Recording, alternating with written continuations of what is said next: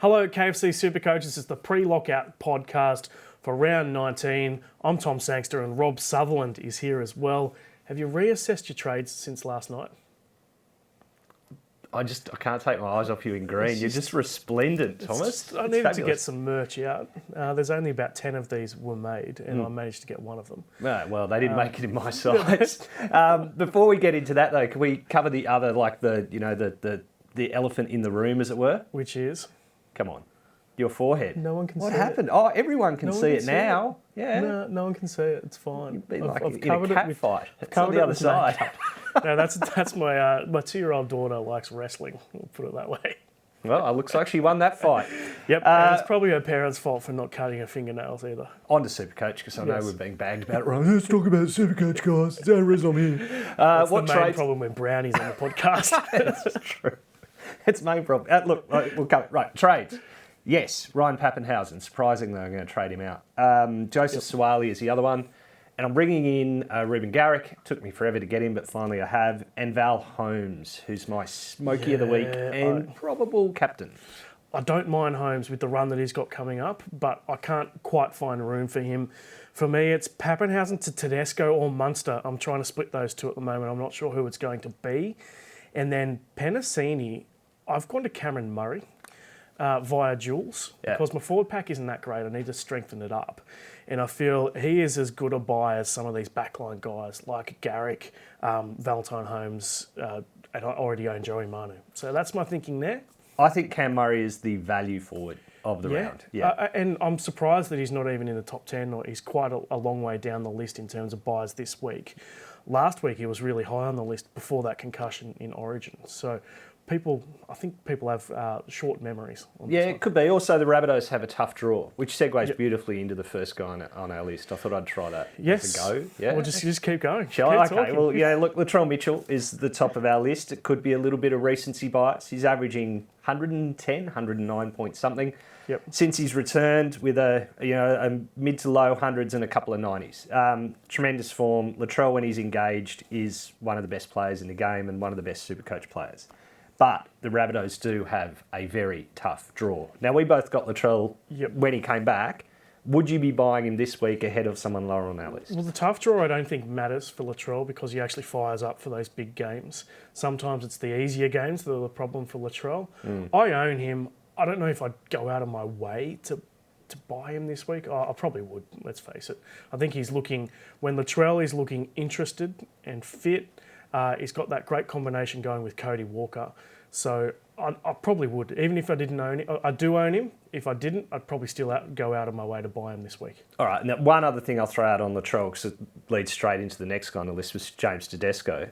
So the rest of us, A, didn't get that beautiful green jacket, and B, didn't get the bonus 5 trades. So we don't have as many trades as you have coming into this point of the season. Is that why I've got 10 left? Exactly. So would you have both Latrell and Tedesco as your fullbacks if you haven't got any trades? That's why I like having a duel like Reuben Garrix there, where I can rotate in Val Holmes, I can rotate in Joey Manu should something happen.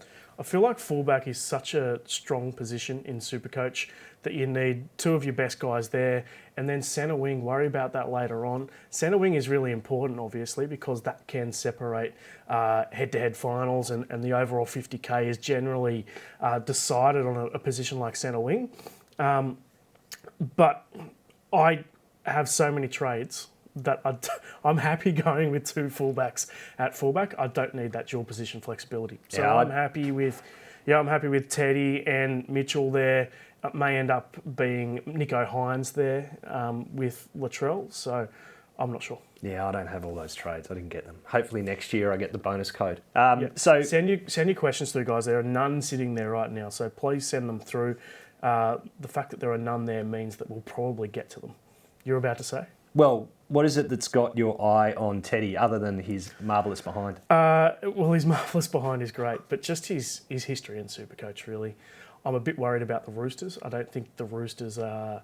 I've got to be careful here. Yeah, what happened last weekend? Got to be really careful here, but I'm not 100% sold on the Roosters. That's my main issue with Teddy. I'm not 100% sold either. The Roosters aren't the Roosters of a couple of years ago. But they do have the Knights this week, and I do think Teddy's a pretty good get. Or would you get Munster against the Sharks? I don't know. I'm 50-50. Munster's another guy like Latrell Mitchell who can fire up against big opposition. Yeah. And he often does. Yeah. We've got 3 questions sitting there now, so please send them through. Rugby League SC Pro said that Tom Sangster has 18 trades left. That's not true. No, it's just the I 16. think I'll have 9 after this week. Does overall end in round 24 or round 25? Overall finishes in round 25, but your head-to-head finals will be in round 24. Important to point that out because that's a change from last year. Yeah. So all those head-to-head players, you've got another round that you can sort of burn trades. You don't care about the last one. Yep, exactly. Is Manu worth the money? When is he going back to centre? I'm not sure on him or Garrix. So Manu is back to centre this week. That's the issue I've got with him. Averages 75 at centre this year compared to 114 or something in the last 5 rounds. Yeah, look, he does go back to centre because Kiri's back. As I said last night, based on nothing other than gut feel and, my sort of symbiosis with Robbo, I think Joey Manu, even at centre, is going to be a bit more roaming than maybe Joey Manu used to be. He used to sort of sit at the centre and wait for the ball to come to him. I think he's going to go looking. It just worked so well having him engaged in the attack. That said, Kiri is a senior playmaker and has a habit of calling people to get out of his way. So it could be interesting to see him yelling at Joey. Yep. Reuben Garrick's the next guy on our list. So who would you get out of the two? I'd get Reuben Garrick if I didn't have either. Because Reuben Garrick is kicking goals and playing fullback and averaging like 90 at fullback. Easy kicking goals. Well, he's averaging 82 since Turbo got injured. So that's very almost good. 90, isn't it? Let's round it a long way up. Round it up. Yeah, I mean, he is killing it in that position. That was a bit of a worry when he switched up, but he's been killing it there. But is he going to kick goals this weekend? I don't know. We've got Bulldog Richie chasing it because he and Des Hasler are like this. And we'll hope as soon as we find out, we'll let you know. He did kick the last one last week, but that was because Cherry Evans was off the field. But if he was able to kick it, maybe that suggests that the niggle is better and he's feeling good and he's going to resume the goal-kicking duties. Because Cherry Evans is an okay goal kicker. I think Reuben is a better one. Yep, we're definitely chasing that story, so keep an eye on late mail for that. Valentine Holmes, you've mentioned him. His run is so juicy for the next 3 weeks. He's got, there's Bulldogs in there, Dragons and Tigers this week. That's about as good as it gets in terms of a run for SuperCoach. But it's pretty tough from then on. It toughens up from there, but it also includes the Warriors, who, look, and Warriors, I think, away at that point of the season, I think they're going to start to not give up, but experiment because, they've got not much to play for in terms of finals. I think Val Holmes could be a great get. I think he's going to average 80 from here to home. With the tougher games sort of washed out by the bigger games. I also think I'm tempted to captain him this week. I think he's a good get at that price, $5.90. That would be huge. If you need to make up ground, that's a massive pod play on Holmes. Considering a lot of the popular captaincy picks have tough games. Yeah, exactly. It's a tough week for captaincy. And of all these guys that people are buying at centre wing, Garrick, Holmes and Manu, Holmes is only at 7% going into this week. Yeah. You've got breaking news there, though. Breaking news. Like I looked it up before we came on. He's about 10%. He's 10% now, which is like Manu's at 38% and Garrick's at 21%. So he's definitely the pod choice there. Cameron Munster, we'll get to him. What I like about him is that he's 10 points clear per game at 5'8". So when you've got such a gap between the best player and the next best player, I tend to really like that. Whereas at fullback with Tedesco, you're not getting that sort of gap. Oh, look, it dominates 5'8". I think you really have to have him. I don't think you can get there with Brown or you can get there with Drinkwater. I think Cameron Munster's a must. Dwayhe's, if you were going to go super pod, I reckon Dwayhe's the guy you could go. I love him for SuperCoach, but just Tigers worry me. Yeah, 100%. Yeah. With Paps out, that hurts the Storm on the whole, but I don't think it hurts Munster because Munster will just pick up and do more. So I'm getting Munster next week for Man. Nathan Cleary, a lot of people are getting him back after Origin. Makes absolute sense. He's so much better than... Him and Hines are just so much better than anyone else in that position. Cherry Evans is catching up. But if I could only have one, I'm having Nathan Cleary every day. The but that we'll get to... let's talk about DCE now. goal kicking. The goal He's a bit kicking skewed. Yeah, it's added a lot to. I mean, he's got consecutive tons, but I think goal kicking added 22 points last week. The week before, not so much because he missed a lot, maybe another 10 points. But both of those, goal kicking pretty much got him into the hundreds. Nathan Cleary, the goal kicking, often gets him into the hundreds, but he kicks every damn week.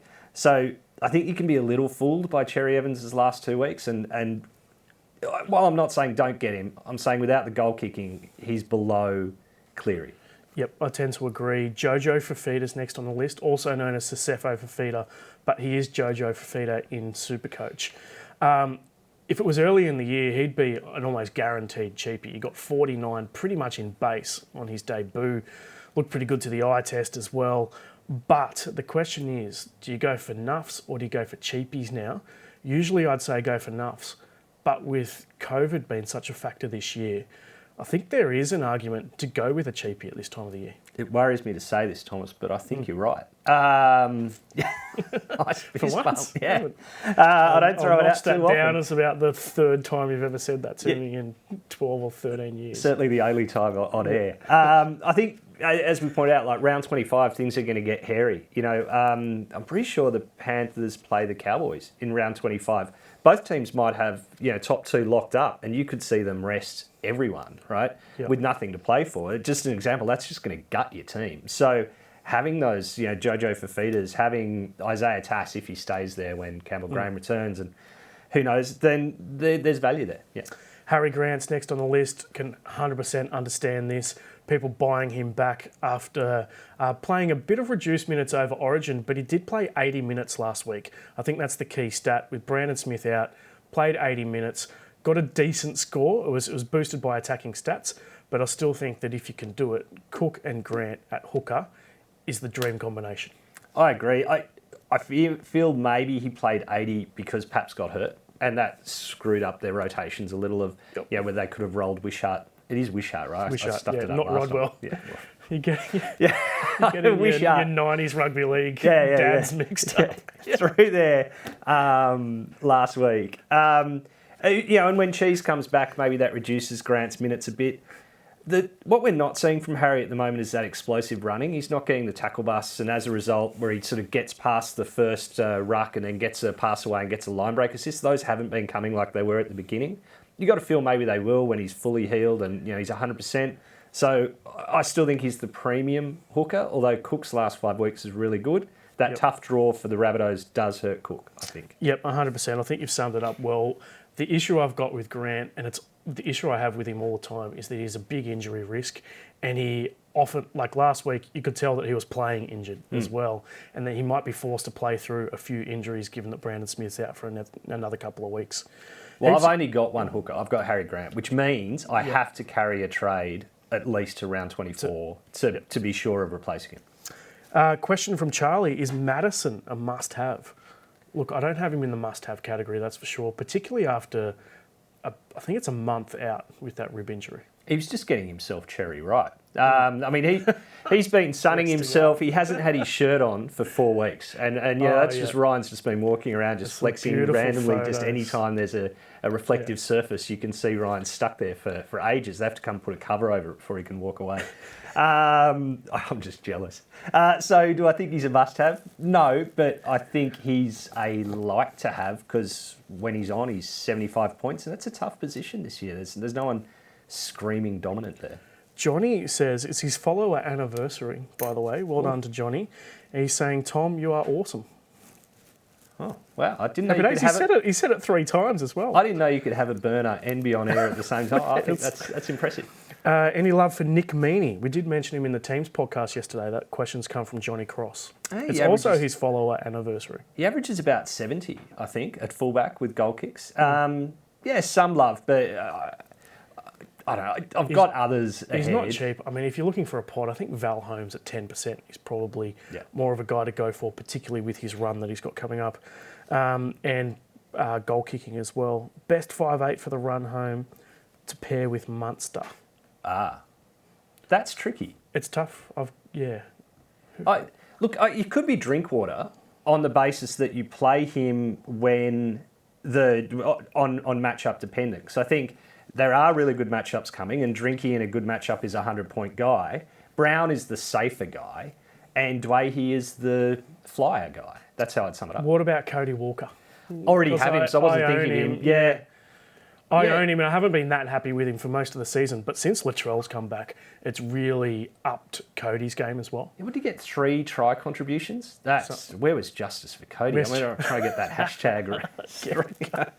I forgot Cody because I've got him. I wasn't even thinking of it. Yeah, I mean, the tough run coming up for him, but he does have a history of going well against good opposition as well. He did okay against the Roosters a couple of years ago in the final round. I think he scored 195. That was the record at the time, yeah. What do we got here? We've got DCE or Latrell. That's come from Jordan Barber. I'm leaning towards Latrell there. I think the DCE goal-kicking factor is big. Yeah, Latrell. And underestimated by a lot of people. Latrell can go as bigger than Cherry Evans, and he's got that more reliable points with the goal-kicking. So, Latrell. Have to trade Pappy, can bring in 2 guns. Thinking of Teddy and Garrick. Thoughts? That's from Matthew. That's pretty good. No arguments. Pretty good trade there. Let's go to the most sold. Pappenhausen, obviously, number 1 on the list. Ezra Mam is an interesting one, though, because he's probably made his money. He realistically is a cheapie. He's not a keeper till the end of the year, so it's a good week to cash him in, theoretically. But then he's got the Tigers next week, and he's got another couple. He's got Knights and Dragons coming up in the run home as well. Yeah. So you could hold him and play him matchup dependent, right? And he's shown that against the not best teams, he can score 70 points, pretty well, pretty easy, pretty consistently. But BE of 20, so I'll be selling him for Munster after this week. Next week. Yeah, that makes sense to me. And it's not, if you can get to Munster, I'd say do it. And it doesn't cost you that much at this time of the year. I think it's like 200K. Depending on how they both go this week, about 240, 230. Yep. Will Penasini, again, I think he's got to go, doesn't he? He's starting to leak cash. Yeah. A rookie getting to the end of his first season, he's starting to struggle a little bit. Although he has been sensational for SuperCoach and NRL this year. Jacob Carraz, again, probably should have sold a few weeks ago. One of the better, it's almost 300K that he's made this year. So one of the better cheapies this season. CSC for Talakai. I find it interesting that he is getting sold this week. I've got him locked in as a keeper to the end of the year. But having said that, there are some big buys at centre wing with Garrick, Holmes, Manu, etc. Yeah, I sold him on the shoulder news, out of the injury and not 100% sure when he'd be back, and so I cashed him out. But if there's one player who you fear, there's 2 players I really fear that I know I'm not going to have coming in for the rest of the season, and they're Talakai and David Fafita. So if I see my opponent with either of those, I know that in the right matchup, those guys can go 120. Yeah, Fafita, genuine captaincy option for me this week. Max King, look, he's been really good in the last, recently, he's been averaging mid-60s, which is right up there in keeper territory. I'm holding him as a 3rd front rower, but I can certainly see why a lot of people are selling this week with Payne Haas back. That means you've got Talakai and Haas as your starting props, and then Max King as your backup. Tapane and Haas. Yes. Well, Tapane as well. Or do you mean Papali'i? Papali'i. So who did I... Talakai. Got Talakai in your mind. I meant Papali'i. Yeah, I agree. I'll at the moment I'll have Papali'i down in the second row, but obviously the goal is to get him into the front. I've got King as a guy, just like you. I'm going to hold him as an emergency. He can float backward and forwards. I can hope to get 60 points from him if I need it. Useful for moving players around when trading. I wouldn't buy him. I can see the point of selling him, but I think he's a hold. Yeah, if you can go him down to a cheapie and then bring in someone like Latrell or whoever it is, I wouldn't talk people out of that, but for me, he's a really good backup at prop. Taylor May is an interesting sell, averaging 66 for the year, so he's right up there with the best guys at centre wing, but he is well owned. He's certainly not a pod. Plus, they've got the Sharks, Eels, Storm, Rabbitohs, and Cowboys in the run home. So there's really only 2 easy matchups for him coming home, whereas you've got a guy like Valentine Holmes who's got a really good run coming up. Yeah, but you're also talking about a bloke on the left edge of the best attacking team in the competition. He was a drop ball away from scoring, an inch away from scoring 75 on the weekend, and that's without Coruscant sliding left. That's without Nathan Cleary kicking to him or going left with the long ball. It's without Jerome Luai feeding him. So I think he's a hold all the way through. I think he's going to be like Tungo? Isaac Tungo. Screw it up. I don't know why. Why did I lead myself down that path? It's like the guy who plays centre inside of him, whose name I will try very hard to get right in future, that as soon as you sell him, he's going to put 80 on you. Yes. Yep. I've still got both of those, and I'm planning on holding for at least a few more weeks, and we'll see what happens from there. Tungor, I think, is the closest pronunciation. Anyway, let's move on. We'll move on to Selwyn Kobo, who's out again with that concussion. Makes sense. It was a pretty heavy concussion. Just ask Jerome Luai. It was needed to be celebrated, apparently. Isaiah Tass, I can see why people are selling.